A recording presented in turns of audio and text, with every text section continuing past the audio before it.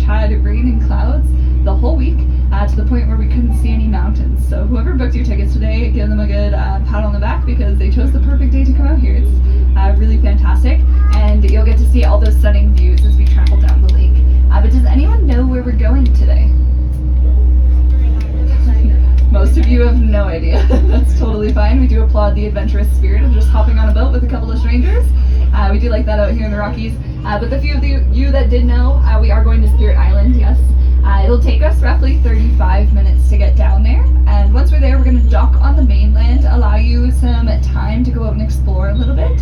And then after the 15 minutes that we spend there is up, we're going to hop back on the same boat with the same crew and go back the same way for another 35 minutes. Does that sound okay to everybody?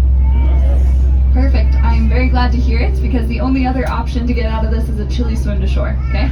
So I'm glad we're all okay with being here. But I'll introduce who you're stuck with. My name is Jordan, if you didn't hear me at the docks. I will be your guide today. I'm going to be going over some of the natural and cultural history of this area as we cruise along.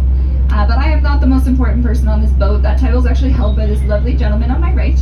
This is the amazing, talented, and Transport Canada certified Captain Connor. So give him a big wave or a round of applause. Now, your captain here, he is the most important because he's in charge of all of our safety.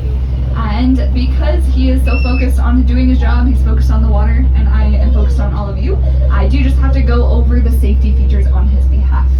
Now, safety on board the Build Ready starts off with life jackets. Those are located just underneath each of your seats. They're bright and orange. For any of the children on board, I have your life jackets in the bow compartment behind me, and I would help to distribute those if ever needed. Now, if you do not know how to put on a life jacket, there is a diagram just on the seat back in front of you. I would like if you all just take a quick peek at those, really familiarize yourself with that process.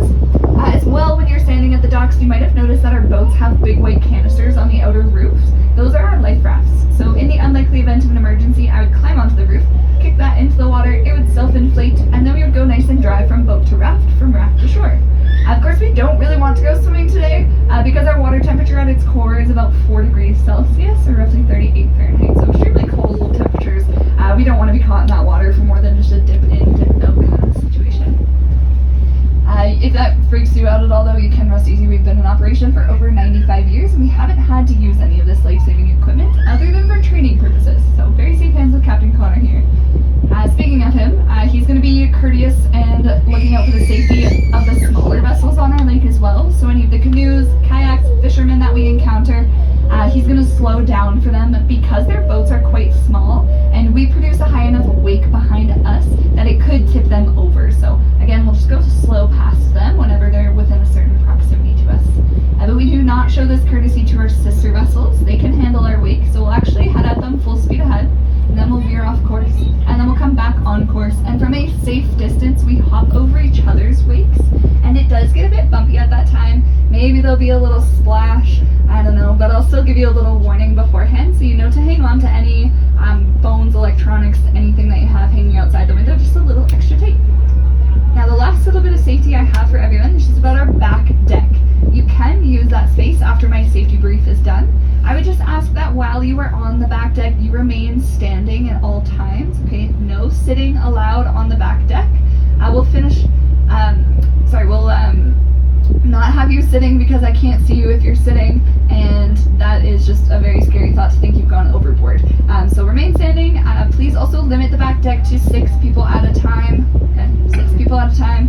You can also probably count that there's more than 6 people on this boat, and we just want to be courteous that other folks might want to have a turn out there as well. Now the last thing about the back deck is just to keep that door closed at all times. The engines will get quite loud once we're going at full speed, and I just want to make sure that everyone who wants to hear can hear. That is all I have for safety though. How are we feeling? Nice and safe? Perfect. Glad to hear it. Yeah.